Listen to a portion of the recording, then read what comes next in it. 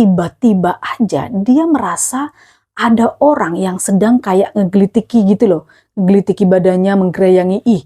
Ya refleks dong, Ida bangun dan menoleh. Dia mencari tahu. Ternyata di situ dia melihat di kamar ada wanita berambut panjang sedang menggelitikinya. Wanita itu sambil nyengir, lalu suaranya terdengar lirih ketawa ketiwi.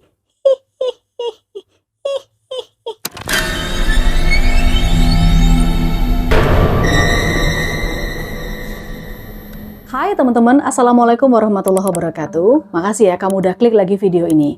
Ya teman-teman, kali ini aku punya cerita horor tentang KKN. Tapi tenang, ini bukan KKN di desa penari atau di desa yang ada badarauhinya. Kejadiannya meskipun begitu nggak kalah menegangkan. Cerita horor ini dialami sama Yuna. Yuna dan kawan-kawannya mengalami teror mistis di sebuah desa yang sangat aneh teman-teman. Kenapa begitu? Warga desa di sana itu katanya punya kebiasaan menggelar acara kumpul-kumpul warga di tengah malam. Ya kayak semacam pesta gitu deh. Nah gimana cerita lengkap dari Yuna? Oke, siapin dulu cemilannya, enakin rebahannya. Yuk aku mulai ceritanya sekarang.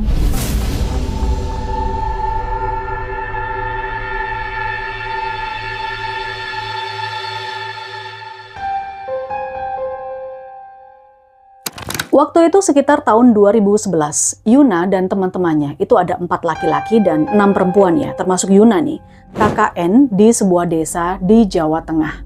Di tahun itu kondisi desa ini masih sangat sepi dan jarak antar rumah yang satu dengan rumah yang lain itu berjauhan. Letaknya ada di daerah dataran tinggi. Jadi kalau misalnya nih ada urusan di atas gitu ya, atau mau ke bawah gitu, ya harus ditempuh dengan jalan kaki atau kadang harus naik motor. Itu pun kalau jalanannya memungkinkan. Mereka bersepuluh ini tinggal di rumah salah satu warga desa di sana. Nah, rumah yang dihuni ini itu dimiliki oleh sepasang suami istri yang sudah sangat sepuh. Katakanlah penghuninya itu sepasang kakek nenek gitu ya. Bentuk bangunan rumahnya itu joglo, besar banget, khas pedesaan di Jawa Tengah. Rumahnya besar, tapi juga nggak banyak perabotan, nggak ada banyak barang di sana, otomatis luas. Terus di belakang rumah itu ada sumur. Kamar mandi juga ada di sana, ada 2 bahkan berjajar gitu ya, tapi lokasinya atau posisinya ada di luar, yaitu di belakang sumur tadi. Nah area di sana itu biasanya dipakai juga buat cuci baju. Teman-teman, di rumah itu ada beberapa kamar sebenarnya, tapi mereka memilih menempati 2 kamar. Nah 2 kamar ini yang ranjangnya itu dipilih masih yang pakai kelambu gitu. Sedangkan kalau anak laki-laki, para cowoknya itu 4 orang, tidurnya di ruang tengah atau di depan 2 kamar perempuan. Ya intinya jagain lah ya. Saat memasuki rumah itu teman-teman, sebenarnya Yuna itu udah ngerasa sesak gitu. Padahal kan rumahnya besar, luas, tapi kok aneh. Begitu dia masuk, itu dia kayak ngerasa sesek. Bener aja, baru beberapa hari mereka di sana, mulai deh kejadian-kejadian horor mereka alami. Suatu sore ada kejadian, mereka tuh kan lagi ngumpul di ruang tamu karena mereka baru selesai kegiatan hari itu gitu ya. Kecuali Lukman, sebut saja salah satu temannya Yuna itu namanya Lukman. Dia waktu datang itu buru-buru langsung masuk ke kamar mandi di belakang rumah. Ya rupanya dia benar-benar kebelet ya si Lukman ini. Terus gak lama kemudian tiba-tiba Lukman tergopoh-gopoh langsung ke ruang tamu dan bertanya ke teman-temannya, siapa tadi yang matiin lampu? Siapa yang ngegodain? Kayak gitu. Tapi ternyata ya gak ada yang godain karena semua teman-temannya pada waktu itu kan lagi kumpul di ruang tamu. Ya otomatis gak ada yang ngaku. Lalu giliran Yuna nih yang mau pips juga di kamar mandi. Pergilah dia ke kamar mandi. Terus setelah selesai, tiba-tiba Yuna dengar ada suara seperti ember berisi piring kayak dijatuhkan gitu, tepat di depan pintu kamar mandi di dekat sumur. Beruak, perang gitu kan. Nah otomatis karena kaget ya langsunglah dia keluar buat ngecek. Ternyata nggak ada siapapun, nggak ada apapun. Sunyi. Disitulah Yuna langsung ngibrit ke teman-temannya. Ada lagi yang aneh di desa itu teman-teman. Di desa ini kalau ada acara, misal nikahan, hajatan, tasyakuran, pokoknya semua aktivitas desa diadakan itu jam 12 malam. Aneh kan? Kenapa harus jam 12 malam? Tapi katanya ini ada alasannya juga. Jadi gini, kalau mereka itu kan pagi sampai sore para warga desa kebanyakan ke sawah atau ladang. Jadi mereka nggak sempat. So mereka lalu mengadakan pertemuan, kumpul-kumpul itu di malam hari. Tapi ya meskipun bukan hajatan yang besar, acara pesta perayaan tertentu itu selalu dilakukan setiap Senin atau malam Selasa gitu ya. Jam 12 malam, berarti kalau Senin malam masuk ke Selasa dini hari. Jadi fix, seminggu sekali selalu ada pesta di tengah malam. Aneh kan? Oke, sekarang aku ceritain ya kejadiannya. Suatu ketika ada acara di rumahnya Pak RT. Rumahnya itu di dekat jalan besar gitu. Jadi Yuna dan kawan-kawannya itu harus turun ke jalan di bawah gitu kan. Melewati jalanan yang sepi plus tanpa lampu. Mereka hanya mengandalkan senter aja. Bayangin nih, jam 12 malam jalanannya menurun medannya, lalu sepi, gelap, hanya pakai senter aja. Ya pas berangkat sih memang nggak ada kejadian apa-apa. Lalu tibalah mereka di sebuah rumah, yaitu rumahnya Pak RT tadi. Ternyata memang acaranya udah dimulai. Meriah banget teman-teman. Karena di sana ternyata bukan acara biasa loh. Ada organ tunggal juga, mirip hajatan. Bahkan beberapa teman Yuna tuh sempat nyumbang lagu di sana. Cuman Yuna nggak tahu juga itu acaranya apa, buat apa, nggak jelas. Di sana mereka makan-makan, nyanyi-nyanyi, foto-fotoan juga. Pokoknya happy-happy. Kurang lebih sekitar jam 1 apa jam 2-an pagi gitu, jam 2 dini hari acaranya selesai. Mereka pulang, jalan lagi kan. Nah, menyusuri jalanan yang sepi, tanpa lampu, hanya berbekal lampu senter. Di tengah perjalanan, tiba-tiba Yuna tuh kayak mendengar ada suara nenek-nenek di sebelahnya. Suara itu kayak lagi ngajak bicara Yuna gitu, tapi Yuna nggak paham artinya apa. Karena nenek-nenek itu kayak pakai bahasa Jawa gitu loh. Lirih banget, tapi jelas. Akhirnya ya udah, Yuna cuekin aja suara itu.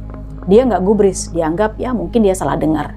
Pas nyampe tikungan nih ya, Yuna nih berhenti sebentar terus kepo. Dia nanya kepada temennya yang lain, sebut saja namanya Indah. Indah, kamu tadi denger nggak ada suara nenek-nenek? Indah ngejawab, iya, kamu juga dengar tak? Yang lain gimana? Terus ternyata teman-teman, yang lainnya tuh nggak ada loh yang denger. Jadi auto pucat nih, Indah sama Yuna. Karena yang denger fix hanya mereka berdua. Ya udah, mereka lalu lanjut jalan, baru jalan sedikit, Indah tuh sangat ketakutan. Nggak tahu kenapa. Tiba-tiba dia bilang kalau dia melihat seperti ada orang berbaju putih berdiri di dekat sebuah rumah warga. Ya FYI, si Indah ini memang orangnya sering banget melihat hal-hal yang seperti itu, tapi dia juga sering ketakutan. Akhirnya setelah itu mereka jalan buru-buru dan langsung masuk ke dalam rumah mereka. Di sini saking takutnya ya teman-teman, mereka tuh tidur dalam satu kamar. Bersepuluh, bayangin, bersepuluh di satu kamar. Ada yang di ranjang, ada yang di bawah. Baru aja mereka tuh memejamkan mata, tiba-tiba mereka dikejutkan. Ada suara jeritan perempuan kenceng banget dari arah sumur yang ada di belakang rumah. Mereka semuanya tuh denger, dan otomatis mereka makin ketakutan. Sekitar 2 menit teriakan-teriakan itu nyaring banget. Cuman anehnya, pemilik rumah, si kakek nenek tadi, itu nggak ngerespon juga, nggak bangun juga. Alhasil, semua gemeteran sampai jeritan itu menghilang dengan sendirinya. Dah tuh ya, singkat cerita, paginya mereka tuh ngeliat-ngeliat foto yang tadi malam di laptop gitu, dipindahkan ke laptop. Tiba-tiba Lukman itu iseng memperjelas suatu foto, di zoom lah kayak gitu kan. Nah, di depan pagar rumah Pak RT, itu kok kayak terlihat ada orang lagi berdiri seperti lagi ikutan nonton organ tunggal acara tadi malam itu. Tapi anehnya, posisi tangan orang itu sedekap kayak gini nih teman-teman. Terus kepalanya miring dan berdarah-darah. Ih, mereka langsung melotot, merinding sebadan-badan teman-teman. Sama, aku juga lagi merinding sekarang. Terus di lain hari, Lukman tuh nggak sengaja ketemu Pak RT di balai desa. Lalu dia memberanikan diri buat nanya soal sosok yang mereka lihat di foto tadi. Pak RT sempat kaget dan cerita kalau dulu memang ada seorang laki-laki yang kecelakaan di sekitar tempat itu dan meninggal dunia di sana.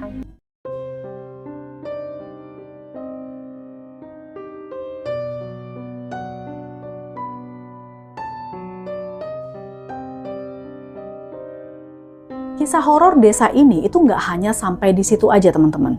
Indah itu juga mengalami gangguan tersendiri. Pas Indah sedang tidur sendirian, itu tiba-tiba aja dia merasa ada orang yang sedang kayak ngegelitiki gitu loh.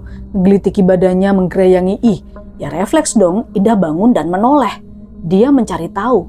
Ternyata di situ dia melihat di kamar ada wanita berambut panjang sedang menggelitikinya.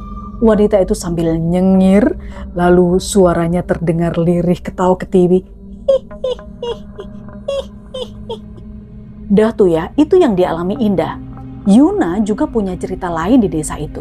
Lagi-lagi nih, yang aneh, ada acara tengah malam jam 12. Kali ini bukan di rumah warga atau rumah Pak RT, tapi di balai desa.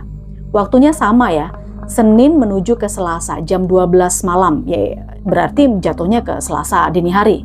Saat menunggu acara mulai, Yuna tuh asik selfie-selfie pakai kamera digital. Nah setelah selfie, dilihatlah hasilnya gitu kan, kalau jelek kan bisa diulang lagi. Tiba-tiba Yuna menjerit dan langsung matiin kameranya. Karena secara mengejutkan, dia pas buka galeri kamera, ada salah satu foto yang di galerinya itu dengan background belakangnya itu adalah pocong. Iya, pocong. Dengan muka pucat, lalu Yuna buru-buru nyamperin teman-temannya buat menunjukkan foto itu. Nah, setelah nyampe di teman-temannya, pas dia nyalain kamera, terus buka galeri, aduh, foto itu tiba-tiba aneh. Hilang, raib entah kemana. Galerinya bersih, padahal kan nggak dihapus. Orang begitu pas dia kaget lihat ada pocong di situ, dimatiin kok kameranya. Nah kok bisa hilang? Nah masih di tempat yang sama teman-teman, kejadian horor juga dialami sama Indah. Di momen itu Indah itu bertugas membagi-bagi minuman dan snack untuk para tamu yang datang. Setelah dia menjalankan tugas itu, lalu dia mencoba untuk membuat dokumentasi. So Indah ini sibuk ya berkeliling untuk mendapatkan foto-foto yang bagus dari berbagai angle. Tapi tidak berapa lama Indah tuh kayak shock banget karena dia matiin kamera secara tiba-tiba, terus dia kabur ke temen-temennya. Di situ mukanya pucat dan gemeteran. Beberapa lama Indah tuh sampai nggak bisa cerita karena lidahnya seperti keluh. Setelah mereka selesai KKN, barulah Indah berani cerita.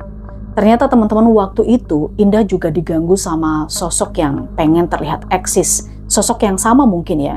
Dimana pada saat dia udah dapat spot foto yang bagus, angle yang bagus, pas dilihat juga ada pocong di fotonya itu. Untung aja dia nggak pingsan waktu itu kan. Itulah cerita Yuna dan kawan-kawannya saat KKN di desa yang sangat aneh.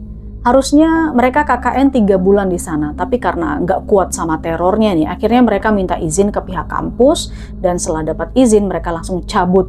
2 bulan aja KKN di sana udah cukup menghororkan. Sampai sekarang tetap menjadi misteri ya, kenapa desa itu ngadain hajatan tiap malam Selasa jam 12 tengah malam. Ini spekulasinya Yuna aja dan Indah ya, bukan kepastian juga. Kayaknya kegiatan itu merupakan ritual agar desa mereka mendapatkan kesuburan, lalu panen yang melimpah. Ya, wallahu alam. Oke, udah selesai deh ceritanya. Jangan lupa kasih jempol ke atas, subscribe, klik loncengnya. Kita ketemu tentu di cerita selanjutnya. Bye!